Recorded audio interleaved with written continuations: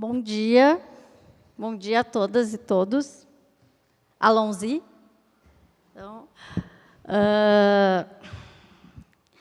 estou começando aqui os testes. A gente está com uma live no Facebook, então, para o pessoal que está nos assistindo. Aí, bom dia. Meu nome é Adriana Amaral, sou professora aqui no PPG de Comunicação da Unicinos e coordenadora aqui do Cultpop, né, o grupo de pesquisa. E hoje, especificamente, eu estou bem feliz com esse nosso microevento, com esse nosso dia aí de debates, dos nossos 15 anos de estudos de fãs no Brasil. Depois eu vou falar por que desses 15 anos, né, no fechamento. Que 2002, pelo menos na área de comunicação, a gente tem dois textos aí que foram localizados como os primeiros textos sobre a temática. E queria agradecer a todo mundo que está aqui presencialmente com essa chuva, né, com esse dia horrível, com paralisação, enfim, N coisas acontecendo. Então, nesse primeiro momento, já agradeço vocês. Também agradeço ao Cultpop, especificamente a Giovana Carlos, o Eloy Vieira e a Larissa Beco, que são os organizadores. Tá? Eu organizei um congresso enorme em agosto, que foi o Comúsica, que era o Congresso de Comunicação e Música, então eu me abstive um pouco desse evento, estou aqui dando o apoio e o suporte de orientadora para eles, mas esse encontro é fruto das questões que eles tinham, que estão trabalhando nas suas teses e dissertações. E, então, dito isso, né, desejo boas-vindas a todo mundo aqui tem gente da Unicinos, tem os palestrantes, tem um monte de gente bacana.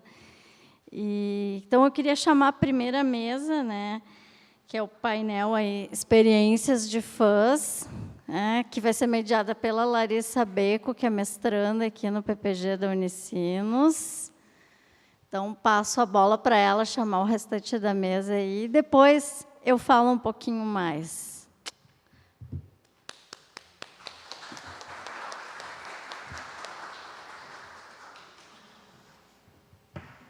Bom dia a todos.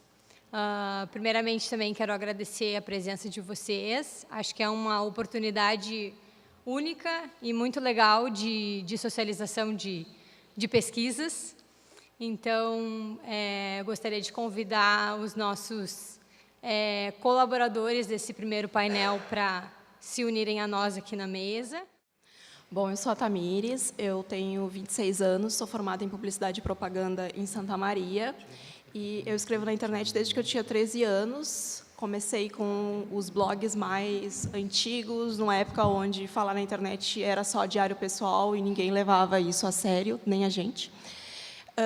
Há 3 anos e meio, eu criei o Resenhando Sonhos, que é um site voltado para a literatura, e alguns meses depois surgiu o canal no YouTube, onde eu falo sobre livros. Ano passado, na verdade, no começo do ano, eu comecei a coordenar aqui em Porto Alegre os encontros do Vórtice Fantástico, que é um clube do livro voltado para a ficção fantástica. A gente tem encontros mensais para discutir livros de ficção científica, fantasia, distopia e terror. E, a partir do começo do ano, eu também comecei a coordenar aqui os encontros da editora Leia, que é uma editora que tem tradição aí no universo da fantasia, que é onde eu atuo como fã e como entusiasta. É um universo onde, se a gente não está no mainstream, como Harry Potter, Star Wars e agora Game of Thrones, é muito difícil da gente ter acesso às coisas e da gente conseguir valer. Então, é um grupo de pessoas que se reúne muito mais através da internet do que pessoalmente. E os grupos de leitura agora, os clubes de encontros mesmo, estão ajudando a gente a encontrar essas pessoas aqui em Porto Alegre e fazer com que o pessoal realmente saia de casa para ir conversar sobre esses livros e falar sobre as coisas que gosta. Oi, meu nome é Priscila, eu sou coordenadora do fã-clube Herdeiros de Sonserina, de Harry Potter. desde 2010. Eu conheci o universo de fandoms, enfim, de fã-clube, de fãs, de fã-clube, um pouco antes, participando dos eventos de cultura pop que tem aqui no Rio Grande do Sul. E a minha linha de formação, eu faço administração de empresas e eu escolhi trabalhar com RH, com a parte dos estímulos motivacionais dos fãs. Basicamente, é isso, assim, não tem muito que não diferente dela. Eu só participo com fãs mesmo no fã-clube e na linha de pesquisa.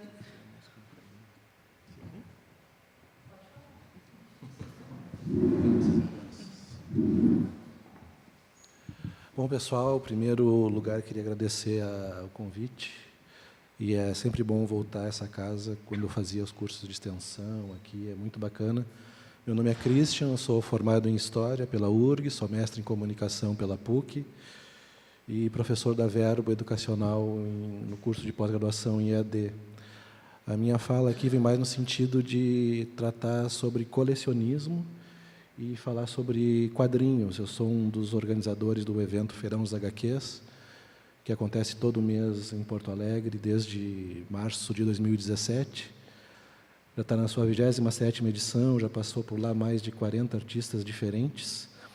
E a gente está trabalhando muito mais com a questão do quadrinho independente, o quadrinho underground, e abrindo espaço para esse pessoal que tá, de vez em quando está muito escondido em casa, muito retraído. Então, todo mês eles têm chances de mostrar sua arte. Então, é mais ou menos por aí que vai ser a minha fala hoje.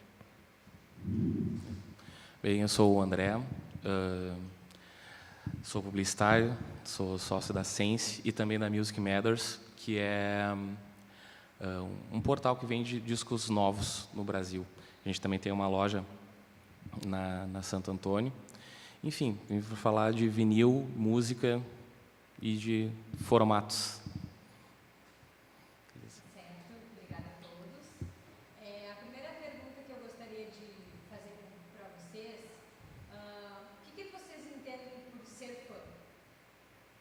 E eu gostaria que vocês se sentissem bem à vontade para dar um parecer pessoal mesmo, tá?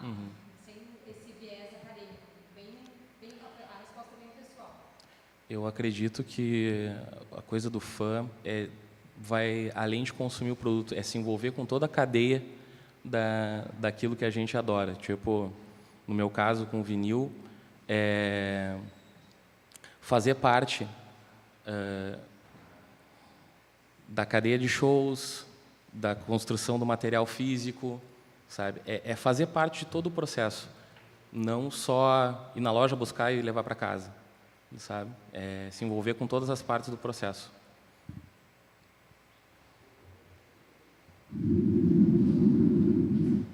Bom, o fã, assim, é muito difícil de descrever, porque é viver exatamente, é viver cada conquista, cada notícia, cada notinha de rodapé que a gente lê sobre, no nosso caso, um ator que participou do filme, a escritora, qualquer coisinha, um menor detalhe é um momento de vibração para a gente compartilhar, ver que aquele universo está constante na nossa vida.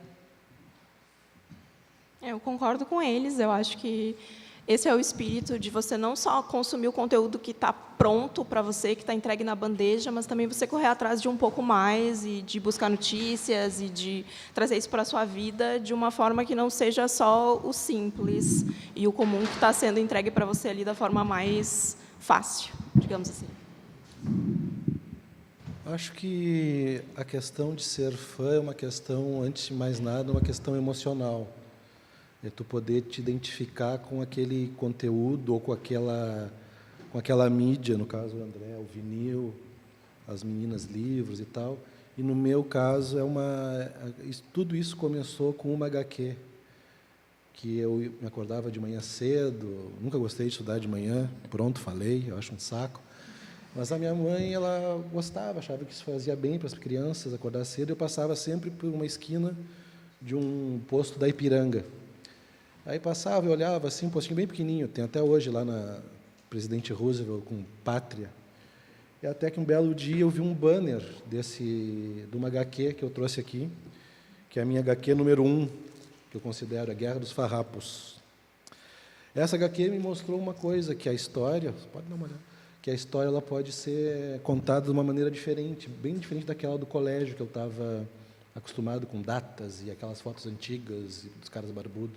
Então, essa HQ ela meio que determinou por onde eu iria com o meu gosto pelos quadrinhos e, posteriormente, com a minha formação em História e, mais curiosamente, quando eu fui prestar serviços para o Memória Ipiranga, das empresas Ipiranga, como consultor, já trabalhando a história deles e comunicando para diversos públicos. Então, é uma relação de emoção. Claro, outras HQs surgiram ao longo do tempo, mas eu acho que a relação de fã, ela é, antes de tudo, não é uma relação racional, ela é uma relação emocional. Então, agora eu vou passar a palavra aqui para o Sandro Inácio, que conseguiu se juntar a nós. Sandro, a gente estava falando aqui sobre a questão do que é ser fã, né, e qual é esse olhar pessoal que vocês têm a respeito disso. Então, se tu puder fazer uma breve apresentação tua para nós e já pontuar o que tu acha desse assunto. Bom dia. Desculpem pelo atraso. Peguei uma turbulência no caminho. Eu sou o Sandro Inácio.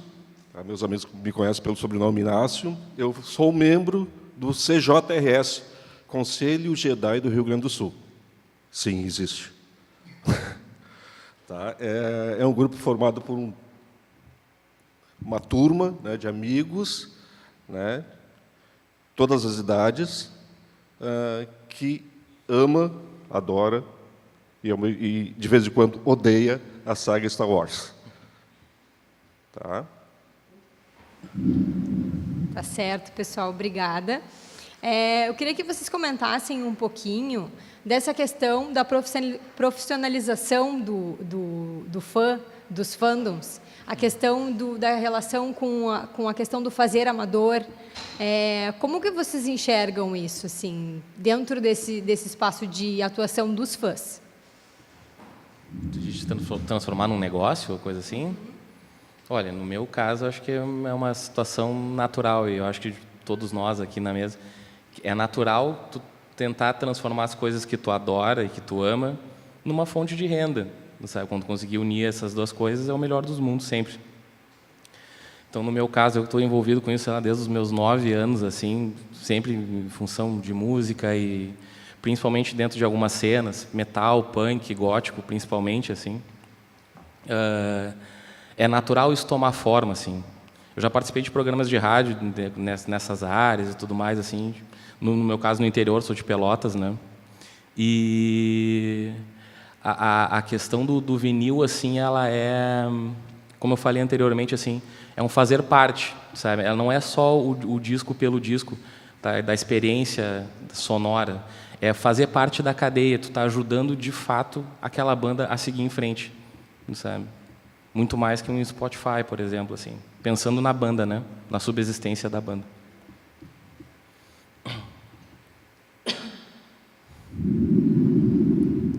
Bom, nossa, como fã de Harry, a gente não vê tanta coisa no Brasil. A cultura de fãs, em geral, ela não é tão trabalhada. Então, a gente tem a necessidade de buscar alguma coisa, e quando a gente não acha, comparando com o que está lá fora, que é a editora, é o contato direto com quem produz, e aqui a gente não tem nem suporte para ter isso. Começa só com querer se encontrar e trocar ideias, mas acaba com as pessoas te cobrando um pouco de ter algumas coisas. Mas lá fora tem tal coisa, porque aqui não tem. Vamos tentar fazer interno, entre a coordenação, entre quem está produzindo, entre quem é amigo de vida, não só de fandom, e passa para o pessoal que está indo uma vez, e a cobrança acaba sendo uma coisa, eu digo, natural, porque é o querer mesmo. Lá em São Paulo aconteceu tal coisa, em Londres está acontecendo um campeonato de quadribol, por que não tem aqui? Porque o que falta para ter aqui? A gente consegue fazer aqui? A gente consegue, então é muito natural isso. Bom, no meu caso, que trabalho com site e YouTube, quando você está dentro dessas plataformas, é muito importante que você busque um diferencial, porque senão você é só mais um canal, você é só mais um site. Como a minha afinidade sempre foi com literatura fantástica, foi isso que eu busquei me especializar, digamos assim. O meu conteúdo ele é 90% voltado para a fantasia, e aí a gente tem algumas exceções, porque eu também não sou obrigada só a consumir isso, mas eu criei uma identidade com isso. Então, quando a editora pensa em fantasia dentro do YouTube, falando em literatura, ela lembra de mim. Então, veio naturalmente com o fato de que, como eu estava produzindo muito conteúdo em cima daquilo, e eu estava trabalhando em cima de lançamentos, eu estava falando sobre livros que estavam sendo falados naquele momento, quando surgiu a oportunidade, por exemplo, da Leia trazer esses eventos aqui para o Rio Grande do Sul, que acontecem em outras 6 ou 7 capitais do Brasil, eu recebi esse convite porque eu já tinha lá dentro da editora uma situação onde eles sabiam que eu trabalhava com fantasia, então a escolha óbvia é você buscar alguém que já tenha uma construção dentro do mercado e que já vá fazer isso. Então, por causa dessa minha afinidade, acabou surgindo uma oportunidade de trazer esses eventos para cá, de organizar outros encontros também, e, claro, oportunidades profissionais de fazer críticas pagas, de ajudar autores nacionais, que é sempre muito complicado. Então, quando eles querem uma crítica ou eles querem uma resenha, um parecer, alguma coisa, eles vão procurar, que são do gênero fantástico, eles vão procurar alguém que tenha mais conhecimento dentro desse assunto, que tenha lido mais livros no gênero. Então, automaticamente, existe um direcionamento, porque lá atrás eu resolvi seguir focada nesse conteúdo. No caso do feirão das HQs, a gente passou um ano no Café Cartoon, em Porto Alegre. Quem conhece sabe que é um espaço ótimo, com aderência ao tema, Café Cartoon, né? E a gente foi burilando o formato. No começo, a gente começou somente com HQs, depois a gente tentou alguns eventos só com ilustradores, a gente foi temperando para ver qual era o mix que dava certo. Até o momento dessa fase, que durou até março desse ano, a gente não cobrava por mesa, que a gente estava aprendendo a fazer. E a estrutura que o café oferecia, apesar de ser um ambiente maravilhoso, não era a estrutura adequada para um evento pequeno. A partir de abril, a gente foi para o Disco Bar, a gente pôde colocar agora 7 expositores diferentes. A gente traz o pessoal da HQ de ilustração, de camiseta, traz o pessoal que também, o Michel, que a gente descobriu também, que também faz material para Music ilustrou Matters. muita capa para muita banda, né? É, um ilustrador das antigas. Então, eu acho que tem que ser profissionalizado e é um motivo a mais para o artista se estimular à venda. Porque, apesar do valor da mesa ser pequeno frente a outros eventos, em eventos maiores cobram-se muito e o artista ele não consegue reaver aquele investimento. Ele está pagando para expor o seu produto. E muitos desistem ao longo do... Tu vai em um evento, uma novidade, comprou, mas não pagou. Tu vai no segundo, a novidade, já sabe que não vai no terceiro, não vai mais.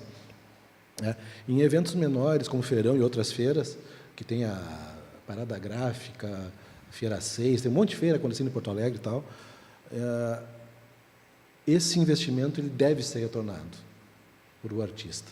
Então, é nesse sentido que a gente, a partir desse momento do Disco Bar, a gente começou a cobrar uma taxa que está sendo reinvestida para melhorar o próprio evento. Vai ter site, e agora, no dia 1º, a gente inaugurou a primeira Expo Arte Feirão das HQs, no centro de Porto Alegre. Então, a gente, todos os meses, ter esse evento lá, abrindo espaço para a gente nova. Cada 4 meses, durante todo o ano, vai ter 3 Expo Artes do pessoal que já passou pelo feirão, que tem qualidade e que merece estar exposto para vender. O mote do feirão é a venda, para que o artista venda o seu produto, saia de casa e venda. Bom, assim, quando a gente vê, né, para ver, analisar a história do Conselho Jedi do Rio Grande do Sul, a gente percebe, tá, que ele vem em uma linha evolutiva bastante clara. Tá? Ele tem um ganho de qualidade passando de tempo em tempo. Ele começou lá em 2002, tá? Ele tem 15 anos, e ele começou com um grupo, meia dúzia de pessoas, conversando num barzinho, tá? Trocando ideias, etc., coisa e tal. Hoje, nós somos um grupo de quase 50 pessoas e nós estamos organizando um evento na usina do gasômetro. Agora é a JediCon, que é dia 18 e 19 de novembro. Estão todos convidados. Tá? Então, assim, a gente percebe que houve uma especialização gradativa, né? Claro que, de vez em quando, ocorre algum problema que a gente tem que dar um passo atrás para dar uma analisada e tratar novas estratégias, mas a gente percebe com muita alegria que o CJ está crescendo, está agregando cada vez mais fãs e amantes dessa saga. Legal, pessoal. Acho que quando a gente fala assim de fãs e fandom, acho que tem uma questão que existe esse fazer o exercício de fã numa ótica mais pessoal, mas também existe esse engajamento numa parte que é maior. Vocês se sentem como fazendo, executando atividades, práticas pertencentes a um maior, ou vocês acham ainda que vocês têm uma vivência mais pessoal, que é uma coisa muito mais relacionada à identidade de cada um? Olha, eu acredito que, da nossa parte ali, porque a coisa do vinil, ela está muito interligada à questão dos shows. E, muitas vezes, esse merchan é o que viabiliza a banda conseguir fazer o próximo show e andar...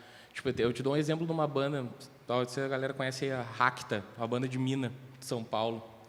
As gurias foram até o Japão, nesse esquema, sabe? Fizeram todo o Uruguai, Canadá, tocaram aqui nos Signos, um negócio que é do tamanho de 3 cadeiras aqui, sabe?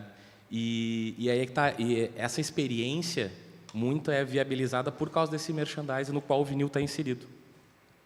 Então, eu acho que sim, faz parte de uma coisa maior, sim, sabe? É uma coisa maior, não tem a lado pessoal sempre, a gente coloca muito do pessoal, mas é maior porque atende, como ele diz, sai da visão de uma coisa, o grupo mudou muito, né? Agora, antes era uma coisa mais fechada, era mais pessoal, era mais o teu grupo de amigos. Hoje não, hoje com a internet, com canais do YouTube, tudo mais, tudo que a gente faz é visto em todos os lugares do planeta. Tem o feedback não só local, tem pessoas de fora falando de ti, ou te copiando, digamos assim, vendo o que tu fez e entrando em contato para, a gente pode usar isso, como é que vocês fazem isso? Aqui a gente faz diferente. Essa troca de ideias, esse auxílio entre os fãs acontece muito. Então, não tem como ser uma coisa individual. A tua relação com o que tu gosta, com o que tu é fã, enfim, é uma coisa pessoal, mas a forma que tu expressa isso não tem como ser. Pode ter um traço teu, uma marca tua, mas vai atingir outras pessoas e vai se tornar algo externo. Eu acho que a partir do momento onde tu te envolve, de tu sair da tua casa para construir algo fora que vai envolver outras pessoas, tu automaticamente está te colocando num aspecto maior. No caso da literatura, ler é uma atividade muito solitária. Você senta e depende única e exclusivamente de você interagir com aquele objeto e ter aquela interação. E, a partir do momento onde você se apaixona por uma história, se apaixona por uma situação, por um universo, é o momento onde você, que é o que ele falou do emocional, que você quer ter alguém para compartilhar aquilo. Você quer entrar numa loja e você tem uma camiseta para você comprar. Você quer que aquele livro vire um filme. Você quer ver uma série de TV. Então, o fato de você se apaixonar por aquilo faz com que você queira ter o maior contato. E, infelizmente, não são todos os nichos, ou todos os títulos, ou todas as coisas que proporcionam para o fã ter acesso às coisas. Então, aqui em Porto Alegre, a gente tem alguns clubes do livro. O mais famoso é o Leia Mulheres, né, que tem em todo o Brasil também. E aí, quando surgiu a oportunidade do Vórtice, eu disse, não, eu vou abraçar isso, mesmo que eu não tenha ninguém para... Era primeiro mês, será que eu vou estar sozinha lá? Será que eu vou conseguir levar pessoas para participar junto comigo? Mas eu tinha que abraçar, porque, às vezes, se a gente não abraça, ninguém vai abraçar. Então, você nunca vai ter, né, nunca, talvez, hoje já haveriam outros clubes do livro de fantasia aqui em Porto Alegre, mas há 2 anos atrás, quando eu comecei a fazer, não existiam. Então, talvez ainda não existissem se eu não tivesse resolvido abraçar essa causa. Espero que existam. E aí, cada evento que a gente faz, cada encontro, a gente vê uma carinha nova pipocando, sabe? Uma pessoa que nunca tinha ido num evento antes literário e que vem 3, 4 eventos, não abre a boca, mas no 5º ela pega o microfone e vai falar. E aí vale super a pena. Eu vejo que, no caso das HQs, o Feirão dos HQs está um pouco no meio do processo, porque tem gente que faz roteiro, gente que desenha, gente que colore, gente que edita, fica pronto, e aí a gente abre o espaço para a venda e vai ter gente que vai criticar na internet, vai fazer resenhas. Então, há uma cadeia, e é bom que a gente saiba se localizar aonde a gente está nessa cadeia. Eu comento com o pessoal da música, assim, que eu vejo que é um cenário muito semelhante que teve o da música nos anos 80, sabe? Está todo mundo fazendo ao mesmo tempo, todo mundo se conhece. Eu vou na JediCon, o pessoal da JediCon aparece lá pelo feirão, os mesmos expositores, e isso é bom porque fortalece a cena, mas, por outro lado, cria uma bolha. Parece que a gente está falando e vendo sempre as mesmas pessoas. Eu vejo que o grande desafio da cultura pop como um todo, tirando algumas exceções, como a CCXP e outros eventos maiores, é furar a bolha e atingir o grande público. Então, a gente tem que saber o nosso tamanho. No caso do feirão, a gente atende as categorias de base, né? Daqui a pouco, daqui a 1 ano, 2, a gente vai estar saindo do infantil para o juvenil, né? É crescendo aos poucos e mantendo um bom relacionamento com os artistas. A cena existe, ela deve crescer, mas não inchar, né? Eu vejo que a cena está inchando. O crescimento é diferente do inchar. Eu vejo isso. Há um evento que está inchando, mas que não está crescendo, né? Então, tem que ver muito bem essa diferença. A gente teve vários convites para fazer parte de feiras de rua, essa de gastronomia, né? Aí a gente conversou e tal, mas na hora da verdade, o cara vai dar R$10 pela cerveja ou pelo quadrinho do cara?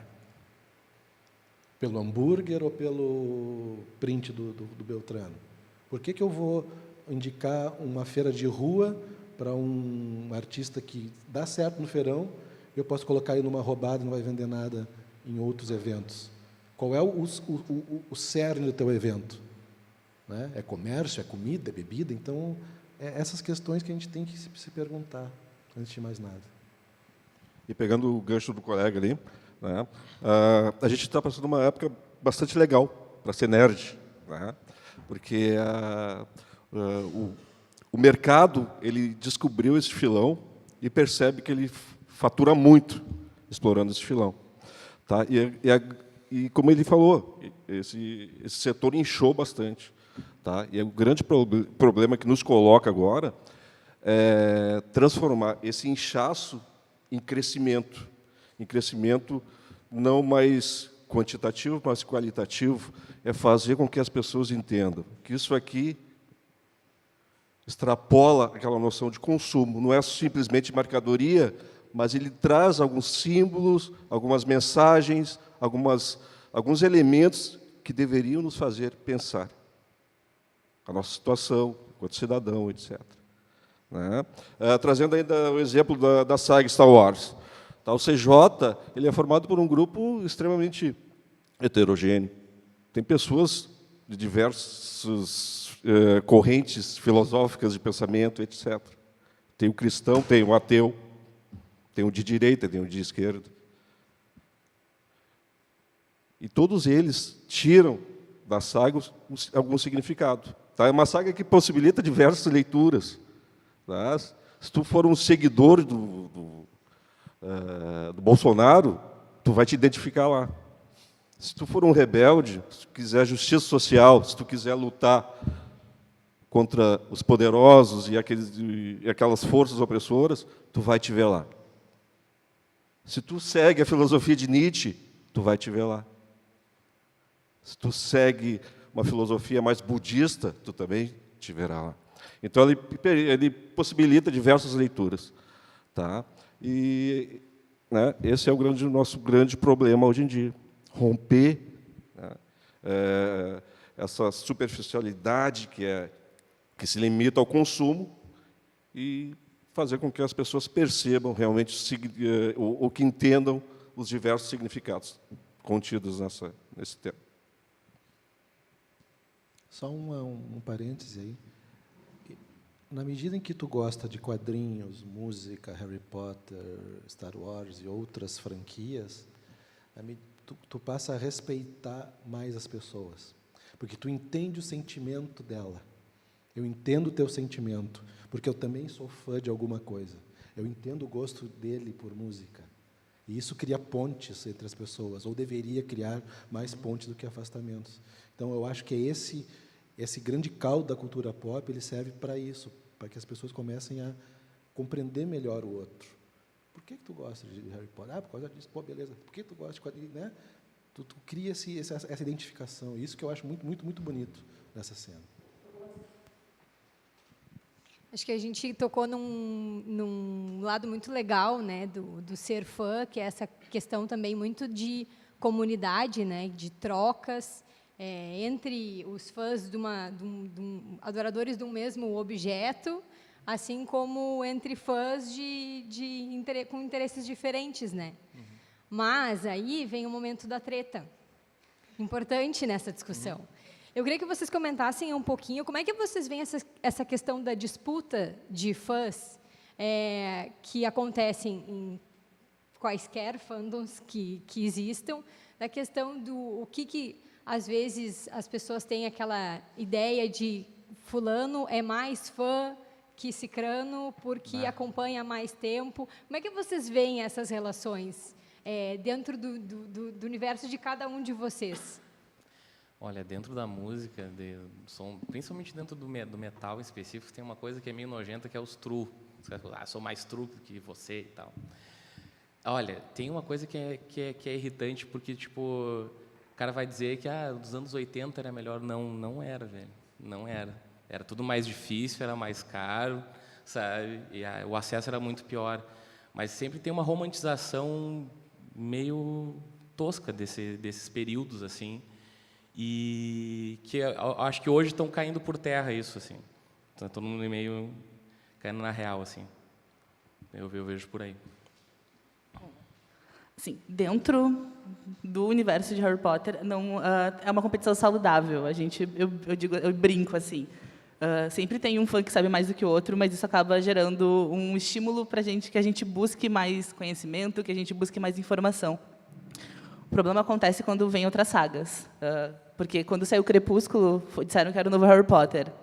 Eu lembro muito bem de que uma menina foi a camiseta do Crepúsculo nos nossos encontros. Graças a Deus a menina era muito de boa, porque todo mundo pegou no pé dela. Como é que tu veio de Crepúsculo? Porque Crepúsculo é um lixo, Crepúsculo não é uma saga boa. Enfim, eu li Crepúsculo, não gostei, mas li todos os livros. Eu vejo mais esse conflito entre sagas que vieram depois, com o título de ser o novo Harry Potter. Eu também vejo que disseram que Harry Potter é o novo Star Wars, o que eu acho que é besteira, porque eu gosto de Star Wars e são universos completamente diferentes. Eu não vejo essas pontes de ligação que tu comentaste. Eu vejo, às vezes, como um pouco de separação pelo modo que as pessoas falam. Eu sou fã de determinada saga. Então, a gente vê na expressão da pessoa. Mas, quando ela está falando de Harry Potter, ela é perfeita contigo, ela tem uma relação ótima. Nossa, vocês são melhores amigos. Falou que gosta de uma coisa que o outro não gosta. O que veio depois já se torna um problema. Mas é uma coisa que tem que ser trabalhada, eu acho, até porque, no nosso caso, a gente tem pessoas de todas as idades. Então, eu já levo muito mais de boa, talvez pela minha idade.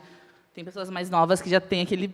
Não, mas é muito amor, você tem que entender que Harry Potter é isso, isso, isso.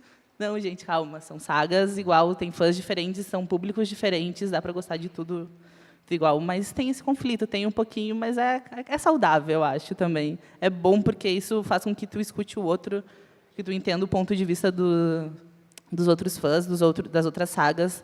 Talvez até te faça querer conhecer mais, se aprofundar no universo das outras pessoas. Eu acho que dentro da literatura, como ela falou, que é o caso de Harry Potter, a gente sofre com isso a cada novo livro que sai, sabe? Porque aí, e não é uma coisa que vem do fã, é uma coisa que vem da própria editora quando vai comercializar o livro, porque não é a gente que diz que tal livro é o novo não sei o quê, é o blurb que a editora colocou na capa. Então, a pessoa já vai lendo com aquilo. Se a pessoa é mega fã dessas que fica de cara quando o outro fala alguma coisa, a pessoa já vai, esse livro aqui é uma cópia, já vai ser um lixo, não sei o quê, não sei o quê. Aí a pessoa pode ler com bons olhos e se surpreender, ou pode ler de pá virada e já não gostar por causa disso. E, dentro da fantasia, principalmente, a gente tem um caso grave de O Meu é Melhor que o Teu, com Senhor dos Anéis e as Crônicas de Gelo e Fogo. Meu Deus do céu, sabe? Na Bienal do Livro esse ano teve um painel para discutir isso, que eu sinceramente e particularmente acho de mau tom, porque são duas coisas completamente diferentes, e você não pode comparar o cara que escreveu lá nos anos 40 com o cara que começou a escrever nos anos 90, que já tinha o mestre, entendeu? É claro que vai ter elementos parecidos, não é uma inspiração, mas ele aprendeu alguma coisa ali. E são universos diferentes, são personagens diferentes, são estruturas de mundos diferentes. Então, o peso e a medida não tem que estar na mesma gangorra para fazer essa comparação. E aí, quando estourou GOT, né, mesmo os livros tendo saído 20 anos atrás, todo mundo virou fã de GOT. E aí, quem tinha livros ficou puto, porque como assim tu é fã, tu não lê os livros? E, quando estava para estrear a temporada, eu mediei um evento lá na Saraiva, um encontro de fãs de Game of Thrones, e um dos meus convidados era um cara que é um defensor dos livros, e ele odeia a série porque a série mudou os livros. Só que chega um momento onde você tem que aprender a separar uma coisa da outra, sabe? Porque vira um outro universo onde o autor não tem mais controle sobre o que ele está fazendo, onde se cria uma outra vertente, e a gente tem que aprender, por mais que a gente ame aquela história, aqueles elementos, a gente não quer que nada mude porque é perfeito ao nosso olhar, ao olhar de outra pessoa não é da mesma forma. Então, a gente tem que aprender a respeitar isso. Só que o fã, às vezes, ele é meio intolerante com certas coisas, né? Mas, felizmente, a gente, como ela falou também, eu acho que dentro da literatura a gente ainda tem um relacionamento mais saudável, de respeitar, de saber que fulano pode ter uma opinião diferente da sua e você pode ser fã de um mesmo jeito. Às vezes rola umas tretas, rola. Lá no evento rolou umas tretas da galera batendo boca e não sei o quê e tal. Mas é saudável porque é uma troca de opinião, e enquanto não está sendo agressivo, eu acho que é super válido. A disputa clássica que existe nos quadrinhos é Marvel e DC, né? Eu sabia que isso existia até que um belo dia me colocaram numa mesa de casamento com dois casais Marvel, 2 casais DC, e o noivo colocou assim, bom, tu vai decidir para que lado essa mesa vai pender, né? Eu cheguei na mesa, me apresentei, e o cara, tu é Marvel ou DC? Eu falei, cara, eu gosto dos dois, né? Aí deu aquele clima, não, mas qual que tu prefere mais? Qual o teu herói, não sei o quê? Eu falei, o fulano. Então tu é Marvel. Aí, não, mas sabe, essa disputa ela não leva muito adiante, porque eu acho que tu pode gostar das duas coisas, né? E à medida que tu vai passando o tempo, tu vai vendo que cara, Star Wars, Harry Potter, Crônicas de Gelo e Fogo, música, quadrinho, é mais um iogurte na prateleira. É produto. Entendeu? Tu pode gostar daquele produto ou não, por X motivos.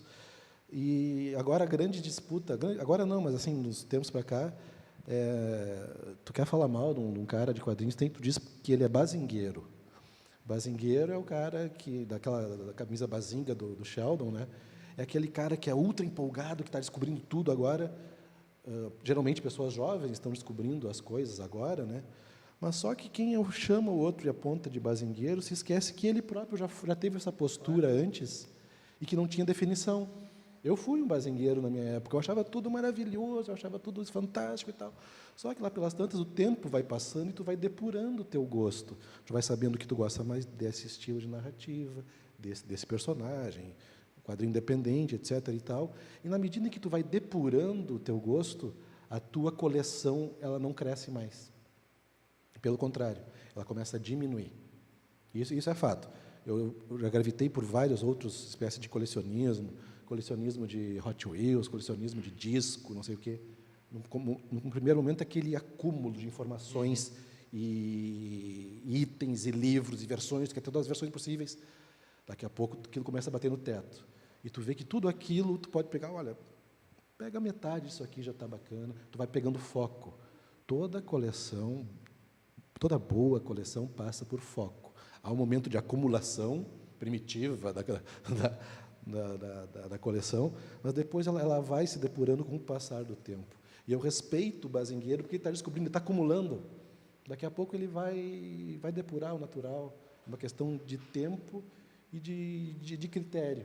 Claro, tem muito cara velho que nem eu que segue acumulando e quer ter todas as coisas do mundo. Bom, tem gente que não se cura. A minha coleção, cada dia que passa, ela fica mais restrita, cada vez eu compro menos coisas, daquelas coisas que realmente eu gosto. Enquanto a essas disputas, assim, eu também não percebo muita importância nisso, né? Eu acho até meio idiota, porque, na verdade, gosto de cada um. Assim como eu curto Star Wars, também eu gosto de Star Trek, que existe, né, essa grande historinha de que quem curte Star Wars é inimigo de Trekker, etc. Tá? Eu gosto dos dois também, né? Sigo os dois. Mas, claro, me identifico mais com Star Wars. Né? Então, acho que a gente podia abrir para perguntas do nosso público. Só vou pedir para que quem queira participar venha até aqui para falar no microfone para ser ouvido pelo streaming. Então tá, daí passa o microfone. Alguém quer começar aqui as perguntas?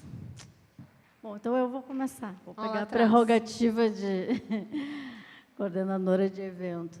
É uma pergunta geral para a mesa, assim, se vocês sentiram alguma mudança, né, ao longo desses tempos, sei lá, dos últimos 10 anos, em ser fã, né? Alguns já comentaram aqui a questão das coisas, do acesso e tal, mas em relação às pessoas, o olhar das pessoas, em relação a tu dizer que se dedica, sei lá, ao Conselho Jedi, ao Harry Potter, como é que vocês veem isso, assim, o olhar dos outros sobre isso? Eu acho que melhorou. Eu também concordo. Então, antes acho que a gente tinha uma coisa meio, esse bando de louco aí e tal, mas acho que tem uma aceitação melhor hoje em dia, assim. Até então, acho que quando se pensava em fã, se imaginava aquela figura histérica, né? Tipo, oi, eu sou seu fã, bang, bang, te matei. Né? Mas eu acho que agora evoluiu, né? Melhorou bastante. Né? As pessoas perceberam que a gente não é muito maluco, não, só um pouquinho. Né? E tem uma maior aceitação, assim, tá? Se criou, se quebrou aquele paradigma do cara maluco, histérico, né? E se entende agora como um cara que estuda sobre aquele assunto. Ele é quase que um especialista sobre aquele assunto. Nada muito louco. Acho que agora o todo vê o fã mais como um consumidor em potencial. Ele é muito mais, antes o fã era aquela figura mais reclusa, tu guardava mais para ti. Agora, como está muito exposto, as empresas tudo estão vendo, todas as formas, todas as mídias, elas veem como um potencial consumidor, uma pessoa que não vai se importar com os gastos, né?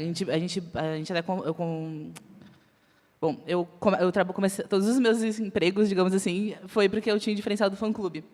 E agora a gente está trabalhando justamente essa questão da cultura pop dentro da empresa. Então, é aquela coisa assim, eles viram porque mas ela gastou tanto, ela foi para tal lugar. Eles estão vendo, realmente, mudou, eu acho que mudou por causa disso. Mudou porque o externo, quem não é tão fã, viu como consumidor e viu que pode aproveitar isso.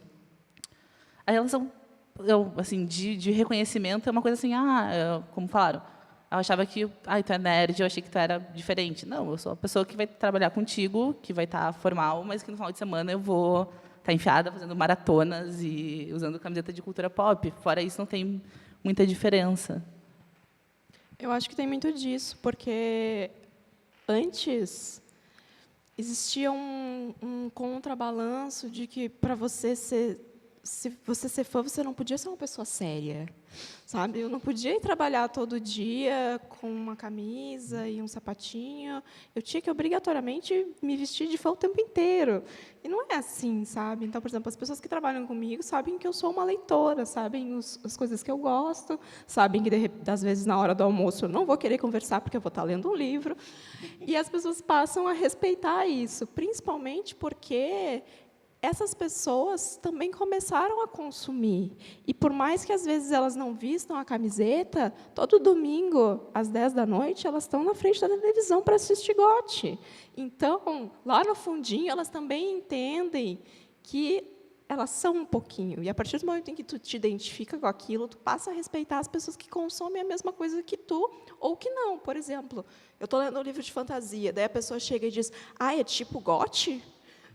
Nossa, não tem nada. É tipo GOT. Aí a pessoa já pede o nome, entendeu? De repente ela já vai na livraria, já vai comprar.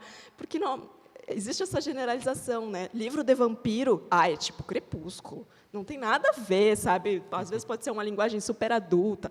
Bram Stoker, né? Drácula. Não, mas é vampiro, é tipo Crepúsculo. Então, quando existe essa generalização, para o bem ou para o mal, né? A pessoa, ela consome alguma coisa, ela vê aquele bonequinho, aquele Funko Pop, acha bonitinho, ela vai lá no McDonald's, é Pokémon, né? Agora saiu um negócio ano passado que saiu o Pokémon Go, todo mundo jogou, até quem nunca tinha assistido Pokémon. Então, com essas migalhas que vai saindo nessa era que a gente está de consumismo, sim, e de enxergar, né, o fã e qualquer pessoa como um possível consumidor, e de ter, todo mês sai uma linha nova na Riachuelo, ou é Star Wars, ou é Harry Potter, ou é GOT. Então, como está sendo muito trabalhado em tempo inteiro, existe essa abertura.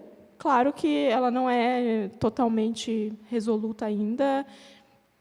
Eu fiz uma entrevista de emprego na terça-feira, e aí o cara me perguntou, o que você faz nas horas vagas? Eu leio. Mas o que você lê? Literatura fantástica. Literatura fantástica.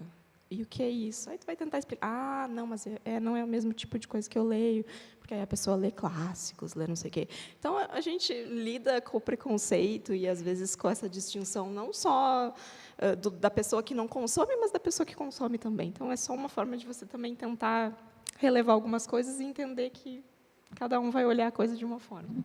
E o legal da história assim, é a questão lúdica, né? Por exemplo, se não fosse o Star Wars na minha vida, meu currículo seria Sandro Inácio, professor, pai, síndico do prédio que eu moro. Ponto.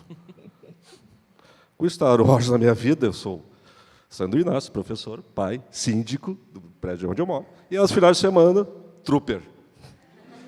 Vocês perceberam? É bem mais divertido, é bem legal. Não, essa questão mudou muito, sim. Eu sou barra 93 da URGS, quando a gente entra, a gente recebe um carimbo de barra, né? E agora, sábado passado, eu fiz um encontro com uma confraternização entre o pessoal do Mutação, que organiza a parte geek nerd da Feira do Livro, com a primeira Expo Arte do Feirão dos HQs. Eu e o Denilson, a gente era barra 93 URGS História, a gente era da mesma turma. E o que nos unia não era a cultura pop ou quadrinhos, apesar dos dois gostarem. O Denilson era aquele metaleiro clássico, cabeludo, Metallica, Megadeth e tal. Sim. Eu era outra levada, eu era um cara mais pop, do The Cure, etc. Mas o que nos unia era um terceiro colega que curtia música. A gente falava sobre música. Agora, 24 anos depois, a gente está fazendo as mesmas coisas, está no mesmo mercado, cada um no seu nicho, e ok, entendeu? Mas a gente vê que a gente presenciou essa diferença. E foi uma questão muito emocionante, sim, sabe? Tu poder estar com aquele cara que foi teu colega de faculdade, e ele fez agora um documentário sobre os 30 anos que ele tem um fanzine, que vai sair agora.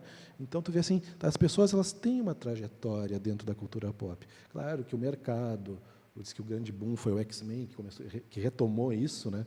No meu tempo, o grande boom tinha sido o Superman 1, 78, que meu pai me levou, entendeu? Aquilo foi uma coisa inacreditável. Depois veio o Batman do Tim Burton e outras coisas. Mas assim, houve essa mudança, assim, e isso é maravilhoso.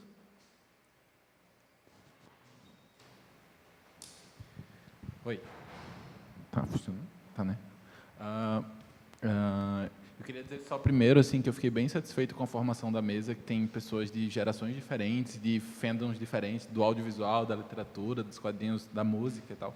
Fiquei bem feliz, assim, eu tinha visto no papel, né, mas ver aqui, assim, que é muito, muito diferente, é muito bom para a gente. O Christian, né, comentou sobre a formação das bolhas, eu acho, que não sai das bolhas e tal.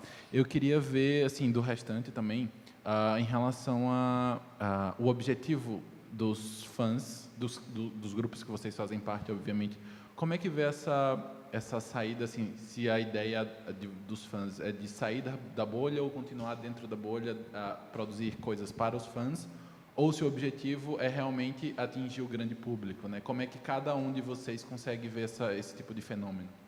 Pela experiência do Feirão dos HQs, a bolha não se sustenta, a bolha tem pés de barro e ela não vai durar muito tempo. A gente, se fosse ficar só nas HQs, restrita, né, somente ao mundo das HQs, seja mainstream ou independentes, o Feirão já tinha parado há muito tempo. A gente teve que trazer o pessoal de ilustração, teve que trazer o pessoal de camiseta, que nem o Michel, que ele conhece, teve que trazer o pessoal de fotografia, né? Tu tem que abrir. Claro, o nome permaneceu, porque a marca é difícil tu mudar uma marca no começo, tem que consolidar ela primeiro. Mas, assim, no caso específico do Feirão, tem que trazer mais pessoas. A gente está trazendo editoras, né? A gente já trouxe a Argonautas, a gente já trouxe a própria Quadrante Sul do Denilson, que é editora de fanzine. Então, tem que manter a identidade, abrindo, ver se funciona. Fotografia foi o primeiro, faz 2 feirões atrás. Foi o cara que mais vendeu, porque era novidade. O que aconteceu? Esse fotógrafo já falou para os outros que no feirão vende. Aí já entra no inbox. Cristian, quando é que é o próximo feirão? Aí a minha esposa, que é fotógrafa, disse assim, não, o próximo feirão você vai ser eu. Então, tá, beleza, desde que tu pague a mesa. Né? Então, tem que ter essa postura de abrir um pouco, mantendo a tua essência. Eu acho que é mais ou menos por aí que o feirão funciona. Na questão dos vinis, tu vê um movimento muito interessante, principalmente na América Latina, assim,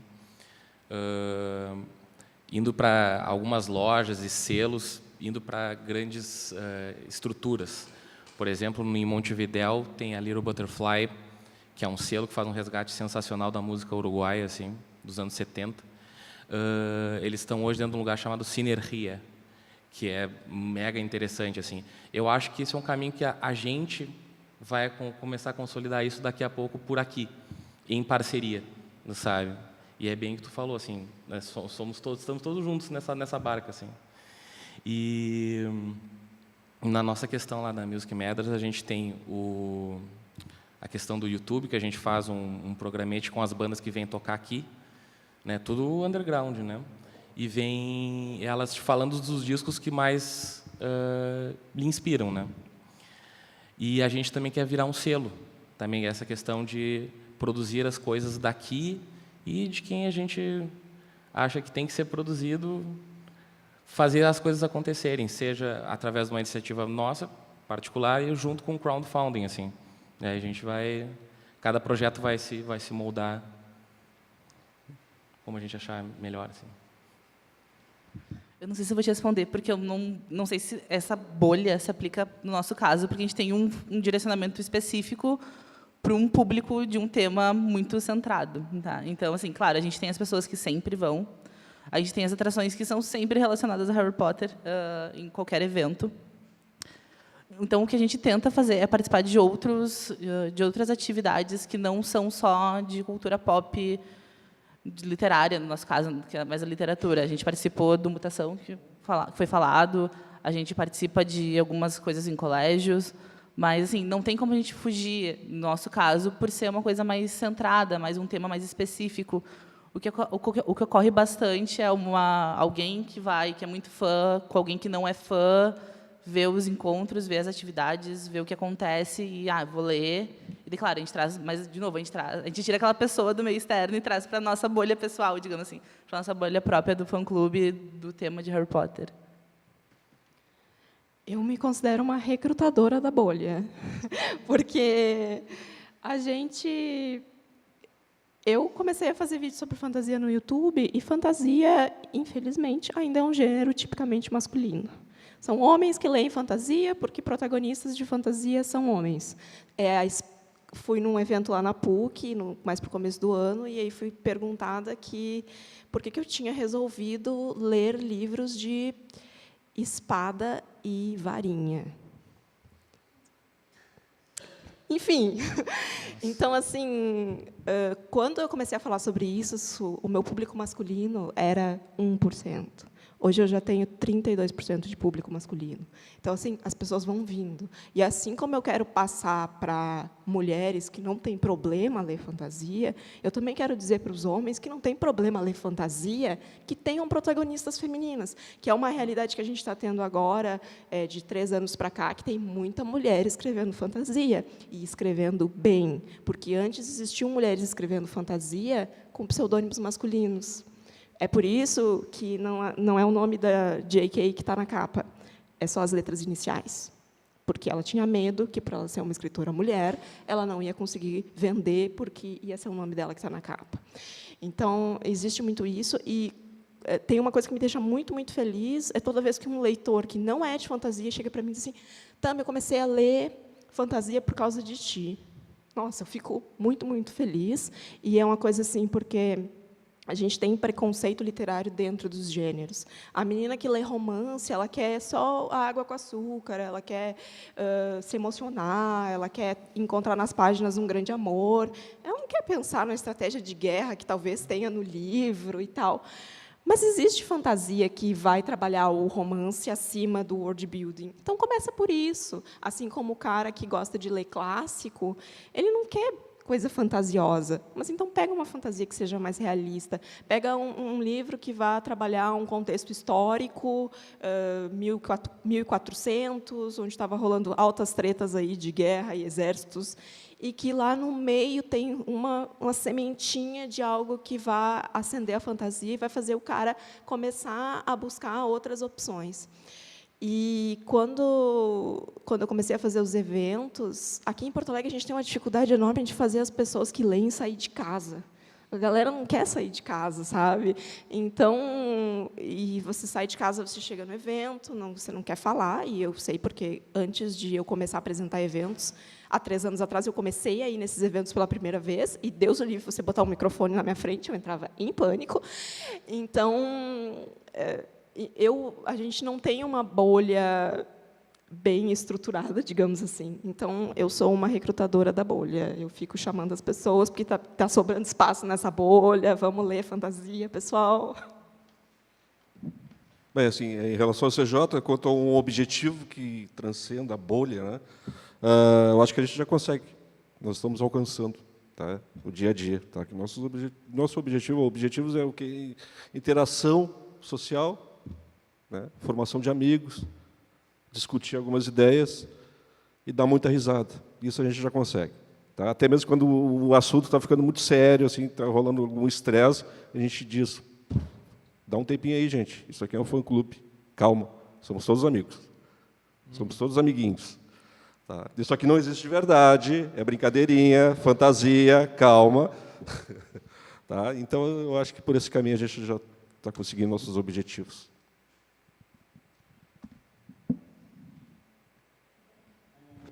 Eu tenho uma pergunta para vocês.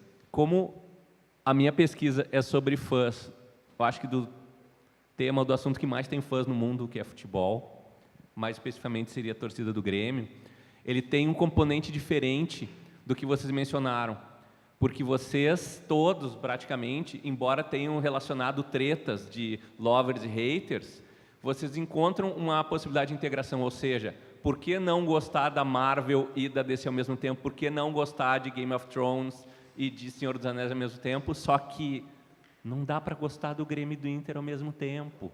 Será que vocês conseguem identificar alguma coisa, além daquela matriz agonística grega da competição, do esporte, da guerra, de que tem que ter sempre um vencedor e um vencido. Vocês conseguem identificar algum componente diferente desses para que possa haver algum eixo em comum que não seja destrutivo ou excludente? Olha, assim, eu já fui muito fã de futebol, até vinha comentando no carro. Eu era aquele tipo de gremista que, quando o Grêmio tinha o seu mando de campo proibido, eu vinha aqui em São Leopoldo, Novo Hamburgo, ver Grêmio e Criciúma e tal. Só que eu vi que esse comportamento não servia mais para mim. Que parece que tem uma premissa assim. Eu gosto da Marvel, né? Digamos assim, eu prefiro a Marvel. Mas antes de eu preferir a Marvel, eu sou anti-DC. Eu não sou gremista, eu sou anti-colorado. Então, quando tu tira o anti dessa equação, as coisas ficam mais fáceis. Para mim, hoje, eu sou casado com uma colorada, vou no estádio do Inter, meu primo lá, ele é conselheiro do Inter, ou o que seja, não sei o que ele faz lá. Mas, enfim, já fui em camarote, já fui em segunda, coisas que, para o gremista true, é impensável. Ele não vai nem colocar a camisa rosa e tal. Mas se tem uma coisa que aproxima essa coisa do futebol dos outros fãs, é o cosplay. Porque o torcedor, ele é nada mais que um imenso cosplay daquilo que ele gostaria de ser. Ele bota a camiseta do clube, bota o abrigo, no verão coloca a bermuda, e, se deixar, bota a chuteira e entra. Então, o maior exemplo de cosplay mundial é o futebol. E eu acho que tem uma questão também no futebol que é uma coisa tipo irmão, sabe? Irmão, só tu pode dar pau, só tu pode brigar com ele. Se alguém de fora brigar, os dois vão brigar com ele. É que nem você vai te lembrar quando o Corinthians caiu. A Guete estava as duas torcidas abraçadas cantando junto. Uma das coisas mais legais que eu já vi assim, no futebol. Eu acho que a questão do futebol também vai mexer com os teus instintos mais primitivos. Tá? Tem a questão de me identificar numa tribo, tá? A questão tribal. Né? E, a partir do momento que ele se identifica naquela tribo, ele deixa de lado um pouquinho a sua identidade individual, pessoal, e vai agregar uma nova identidade, a identidade de grupo. Né? E, para se manter a coesão desse grupo, sempre se elege aquele adversário, não vou falar inimigo, mas aquele adversário externo. E a presença desse adversário externo vai fazer com que aquela minha tribo, aquele meu grupo, fique cada vez mais unido, mais coeso e mais agressivo também. Né? Essa fórmula é bastante utilizada historicamente. Né? Hitler vai eleger um inimigo externo, os judeus e não sei quem mais, comunistas, etc. A ditadura militar aqui vai eleger o inimigo externo. E todos aqueles regimes que necessitam da ignorância e da força de uma massa extremamente maleável, ele vai usar esses elementos que o futebol vai utilizar, que vai estar presente no futebol, eu acho. Eu acho que no futebol é um pouco mais complicado, porque a gente tem essa coisa de pertencimento e bairrismo, né, que a gente usa muito aqui no Rio Grande do Sul. Eu sou gremista e Deus o livre falando. E, assim, existe o âmbito maior, que é o futebol, e aí, antes de você ser gremista, ser colorado, teoricamente, você tem que gostar de futebol, mas não é verdade, porque tem muita gente que é gremista e colorado e não assiste. Eu, por exemplo, sou gremista, ou era, não sei, acompanhava futebol há muito tempo atrás, ia no estádio, torcia, ficava puta que o Grêmio não ganhava nada há anos e tal. E aí, de repente, eu comecei a me estressar tanto com aquilo e a ficar tão irritada com aquela situação que eu parei de torcer. Sabe? Não me pergunta o que está acontecendo. Fiquei sabendo que ganhou umas coisas aí, mas não me pergunta mais, porque eu não sei, sabe? Não sei, e não sei se algum dia eu vou voltar a ser uma torcedora como eu queria antes, porque, às vezes, essa relação de fã de futebol não é uma coisa saudável. As pessoas brigam, sabe? Saem no tapa. E eu acho que o certo seria você aprender a respeitar que o adversário. Pô, o Inter vai lá, tá? Na época eu era super gremista. Vai lá, não sei o quê, campeonato mundial. Eu não devia estar feliz que tem um time brasileiro, né, concorrendo ao melhor. Não, eu estou tô brabíssima, pô, é o meu adversário.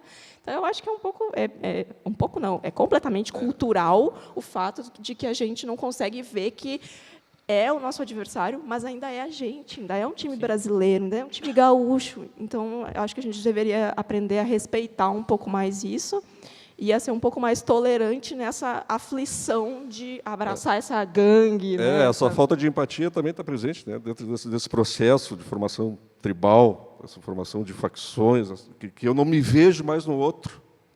Né? Eu não vejo aquele cara ali como o outro, semelhante à minha pessoa. Ele é eu vou transformar ele num objeto odioso, tá? Que não sente dor, eu tenho que destruir aquele cara. A questão da semelhança entre o torcedor e o COS, né? Existe, eu acho, que uma diferença. Né? O torcedor ele não se vê, ele perde a sua identidade e assume a identidade do grupo. Ele não é o torcedor fulano de tal, não, ele é o gremista, o colorado, sei lá o quê mais. Né? Já o COS, não, ele vai deixar um pouquinho a sua identidade de lado, pela via da fantasia, e vai assumir a outra identidade, de um outro indivíduo, que ele gosta lá, que ele gostaria de ser, né? Que ele admira, etc. Tá? Basicamente isso.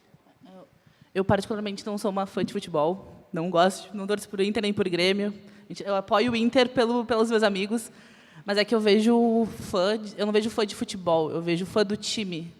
Eu acho que não existe fã de futebol, é uma definição de fã de futebol no Brasil, como a gente vê lá fora. As pessoas são eu sou fã do Grêmio, porque meu pai, porque meu avô, porque eu fui criado.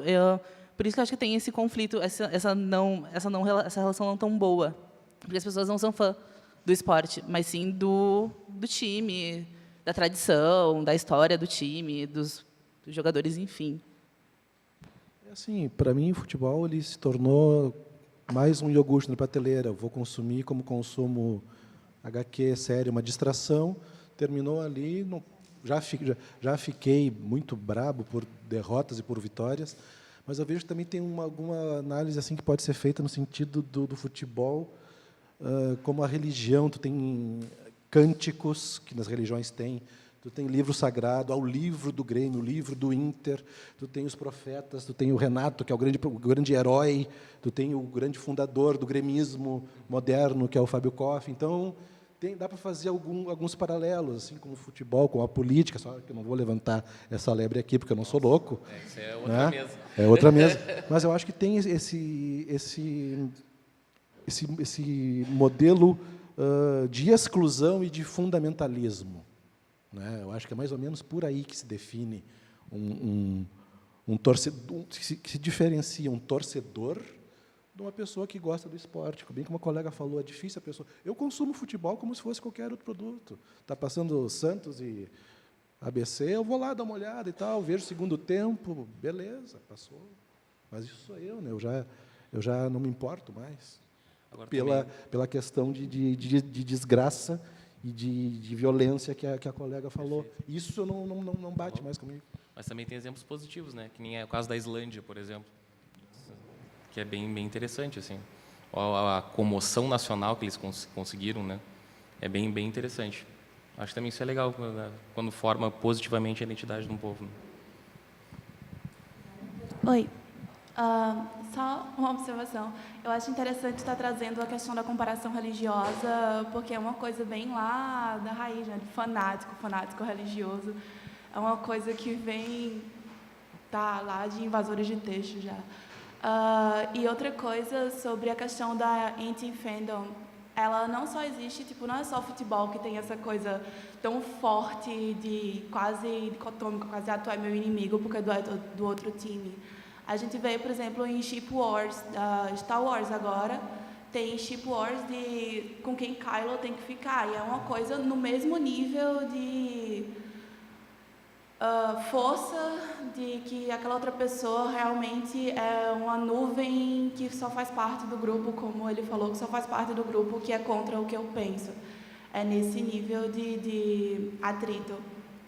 Mas eu acho que ela também é importante tu fazer parte, não tu fazer parte, mas tu entender que a anti-fandom ela é importante também para a formação cultural da pessoa e tanto o senso de pertencimento de o inimigo do meu inimigo é meu amigo, quanto a questão de, às vezes, tu se dá bem com uma pessoa porque ela odeia a mesma coisa que tu, sabe? Também gera o mesmo senso de pertencimento de comunidade, que é uma coisa quase louca. Inclusive, tem uma amiga da gente que está fazendo um projeto sobre isso, só estudando os haters e os anti-fandoms. E eu acho super interessante como eles têm o mesmo senso de comunidade que a fandom, entre aspas, muitas aspas, fandom tem. Mas só para minha pergunta. Vocês falaram um pouco sobre como existem diferenças narrativas entre, por exemplo, a série Game of Thrones e os livros. E é uma discussão entre a própria fandom, tanto de Harry Potter, Game of Thrones, enfim, essas coisas que são reinterpretadas para a grande mídia, o que é o material que é canon, o que é o material que não é canon, etc. Eu queria saber como é que vocês interpretam isso, se vocês acham, por exemplo, que a série Game of Thrones é fanfic, porque inclui coisas que o livro não tem, ou que é só uma nova interpretação para uma mídia diferente, que precisa realmente ser diferente, porque, enfim, são linguagens diferentes. É isso. Eu acho que, nesse sentido, a palavra-chave é adaptação. É uma adaptação. É muito raro você encontrar uma adaptação que seja A por B a mesma coisa. E, assim, para quem lê os livros, ia se tornar extremamente maçante. As pessoas já acham que GOT tem 450 mil personagens. Sério, gente, na série não tem 30% do que tem no livro de personagem. É um absurdo a quantidade de gente. Se eu não me engano, são só nos 3 primeiros livros, o autor já tinha introduzido mais de 500 personagens diferentes. Isso não tem como reproduzir de forma correta na televisão. É claro que a série tomou rumos que foram muito além e muito extremos, e coisas que não aconteceram nos livros e que tinha zero necessidade de acontecer na série, e está ali para chocar e para fazer a gente... Mas, ao mesmo tempo, existe a questão comercial por trás de que, para eles, é ótimo que choque, e para eles é ótimo que a gente fique batendo e debatendo em cima disso, porque é o que funciona. Então, assim, eu comecei a assistir a série como fã de livros, e chegou num momento, na 4ª, 5ª temporada, onde eu disse, tá, não é mais a mesma coisa, sabe? Então, se eu quiser seguir apreciando isso e não ficar sentindo raiva em todo episódio, porque, não, sabe, matou a pessoa que está viva no livro, como assim? Né? Fez isso, fez aquilo, eu tenho que separar uma coisa da outra. E esse negócio dos haters é uma coisa viva, sabe? Tem gente que vive para ser hater. É incrível isso. Tem gente que vive para ser hater. E não é só hater de... Por exemplo, no canal no YouTube, eu tenho um hater de estimação, que eu digo, eu libero o meu vídeo e não deu nem o tempo do vídeo, já tem um dislike lá. É o meu hater de estimação. É uma pessoa que não gosta de mim. O que eu fiz para ela? Não sei, ela não gosta de mim. E isso acontece com todo produto, sabe, gente? E, assim, tem o hater que não gosta porque não gosta, e tem o hater que não gosta porque é legal não gostar. Sabe? Aquele que diz, tá todo mundo gostando dessa merda, então eu não vou gostar porque eu não sou mainstream. Não vou assistir, não gosto desses negócios de dragão, não vou assistir. Não vou ser modinha. Não vou entrar na modinha e tal. Só que uma hora essa pessoa ela vai ser fisgada por alguma coisa, sabe? E ela vai ter que dar o braço a torcer, porque você não consegue passar uma vida inteira sem gostar de nada, sabe? Então, é um negócio muito complexo. A gente, na literatura, tem um grupo de hates muito forte, que é de Crepúsculo, né? Saiu Crepúsculo, na época... Eu tenho uma relação assim, eu li na época, eu era adolescente, eu tinha os meus 14 anos, foi uma história que me pegou e foi uma história que, no momento onde eu não estava lendo, me trouxe de volta para a literatura. E eu reconheço o valor daquela história por causa disso. Depois que passou alguns anos, que eu já tinha lido dezenas, centenas de coisas a mais, eu sei enxergar os problemas que aquela história tem. Eu consigo ver todos os viés negativos que aquilo. Mas isso não tira o peso da importância que aquilo teve na minha construção literária. Talvez, se há 14 anos atrás eu não tivesse lido Crepúsculo, eu não estaria aqui hoje falando sobre literatura. Então, e aí a gente entra toda numa outra questão de livro de youtuber, né? É horrível. Não é a melhor literatura do mundo, não é. Mas se está trazendo o leitor para dentro da bolha, deixa publicar. E para mim, pelo menos, o importante é que as pessoas estejam lendo e, de preferência, não estejam criando hate em cima daquilo que elas não leem. Como você falou, adaptações são adaptações por um motivo, para atingir outro público. E eu praticamente adoro adaptações de Harry Potter. Eu vejo tudo que tiver de Harry Potter. Estou ansiosa pelo filme que vai ser fanfilme. Mas é uma forma de trazer o público para a origem também. Porque, nossa, eu comecei a ver Harry Potter com os filmes, porque eu tinha 12 anos. Eu não gostava de ler com 12 anos. Assim, se vocês gostavam, mas eu não gostava. Eu fui ler Harry Potter quando saiu o 5º filme. Mas o quê? Eu acompanhei os 4 filmes na adaptação. Claro, li os livros e, poxa, não tinha isso, não tinha aquilo. Sobre haters, assim, Harry Potter tem, né? A gente escuta bastante. Mas nós somos os próprios haters de Harry Potter, porque às vezes saem umas coisas assim, não sei se, saiu a peça de Harry Potter e saiu o livro, que é o roteiro. Nossa, gente, eu odeio ler roteiro, mas eu li para poder falar mal. Eu comprei, não, assim, eu comprei na pré-venda, assim, paguei caro para poder falar mal. Mas tu fez certo, né? Porque o problema é quem fala mal sem ter consumido aquele negócio. Porque aí que propriedade a pessoa tem para estar falando mal de uma coisa que ela não tem conhecimento sobre? Normalmente a gente diz assim, eu não gosto de Harry Potter, é filme de criança. Tu já leu os livros? Os primeiros são realmente livros de criança, porque ele tinha 11, 12 anos, esse livro de criança. Ali no 5º, que ele já tem 15, é um livro de pré-adolescente. O último, 17, já é um livro mais adulto. Mas é isso. Tem que ler, senão tu não consegue ter uma opinião formada. Como tu falou do Crepúsculo também. Eu li Crepúsculo quando eu era adolescente, gostei do primeiro, continuei, não gostei, falo mal hoje, porque eu tenho que ser hater de alguma coisa, né? Eu não posso, gente, eu preciso ser hater. É um sentimento bom isso, gente. Se vocês não são haters de nada, sejam. É bom bater boca na internet, é bom discutir com as pessoas. A tua camiseta já me proporciona uma abordagem sobre isso. Eu acho que a colega falou de manter a essência é o equilíbrio entre de fazer uma adaptação a outra mídia, né? É o equilíbrio entre a adaptação e a essência do personagem, seja ele qual for. Vamos puxar para os quadrinhos. Eu detesto a trilogia do Nolan. Ai, mas que horror. Não, por quê? Porque ali eu vejo um grande recorte e cola de vários arcos clássicos que ele utilizou durante a trilogia. 5, 6 arcos clássicos. Beleza, não comunicou comigo. Fui hater, ok, beleza. Qual é a premissa? Né? A premissa da Warner com os personagens da DC é que os personagens da DC são deuses na Terra. Né? É o Super-Homem, é a Mulher Maravilha, é o Batman, né, que é o maior detetive do mundo. Não é isso que a gente espera? Aí tu vê o filme do Batman versus Super-Homem, que dá o Batman burro, sendo enganado. Isso não pode, tu tá violando a essência do personagem. Tu pega o Batman trabuqueiro, o cara pega uma metranca. Não pode, o Batman ele tem um trauma com as armas, etc. e tal, porque a mãe e os pais foram mortos por armas. Né? Então, tu pega um Super-Homem assassino, que pega e quebra o pescoço do cara. Mas vem cá, em que mundo é esse? Onde é que estão os deuses? Onde é que estão os deuses na Terra? Onde é que está a bondade? Onde é que está o detetive mais absurdo do mundo? Porém, a Marvel ela mantém a essência. Qual é a essência da Marvel? A essência da Marvel é a galhofa. Se tu for ler um quadrinho da Marvel, seja qual for, a ponta de faca, tu vai ficar completamente brabo. Né? A Marvel ela tem uma base na galhofa, no ser humano, ao contrário da DC, em oposição ao DC. A Marvel ela construiu o seu universo integrado. A DC, tu vê que tem ilhas. Tu tem o multiverso do Batman, o Super-Homem, a Mulher Maravilha, e todos os outros eles vivem isolados. Eles se juntam em algum mega evento. Né? Então, a premissa já é diferente.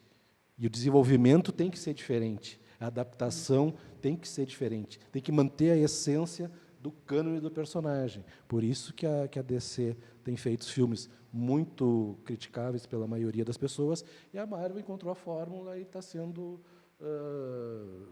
bem-sucedida, porque ela manteve a essência da galhofa. E tu não vê a essência dos deuses na DC da tela. Mais ou menos por aí. E o grande problema é É exatamente isso, manter o equilíbrio entre a essência e a inovação, né? Daí, assim, trazendo agora para o caso Star Wars, tá?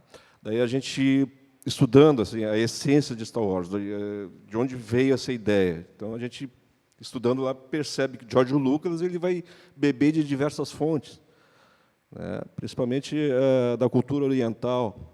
E a cultura oriental ele tem uma visão de história, de tempo diferente da ocidental. A ocidental tem uma visão linear de tempo, tem início, meio e fim. Essa é a nossa maneira de ver a história, início, meio e fim. Na oriental, ela não é linear, ela é cíclica, ela é um eterno dever, repetitivo. Então, quando o cara olha o episódio 7 e diz, isso é um reboot, ele está copiando o 4. Não, criança, não é. Ele está seguindo a sua essência, que é aquela história cíclica, ela vai se repetir sempre, seguindo os moldes da jornada do herói, que é a teoria do professor Campbell, né? A jornada do herói, que ele vai usar alguns elementos da psicologia, os arquétipos, e vai identificar, nas diversas mitologias da história, alguns elementos comuns. Tem o herói, que vai sair de um ambiente extremamente medíocre, coisa e tal, vai ser colocado obstáculos no caminho desse indivíduo, ele vai passar através da luta por uma evolução, né? Vai se deparar com o grande inimigo, o grande obstáculo, o grande monstro, né? Vai vencer esse monstro e vai sair evoluído, um mestre, né? Essa é a fórmula da jornada do herói. Eu estou resumindo, assim, um resumo tosco da jornada do herói. Quem não conhece, dá uma procurada aí, vale a pena, né? Então, essa jornada do herói vai ser utilizada na saga Star Wars. É claro que, daí por diante, né, ele vai ser uma briga constante, manter a essência, a jornada do herói, com a inovação. Eu acho que está ocorrendo, eles foram felizes. Existe agora uma personagem, uma heroína, né, a Rey, e ela está um personagem extremamente carismático. Eu acho que eles foram bastante felizes. Então, acho que a conclusão dessa nossa primeira mesa é que todos somos fãs e ou haters, né? Então, dando continuidade agora à nossa programação, gostaria de pedir uma salva de palmas para os nossos convidados, colaboradores.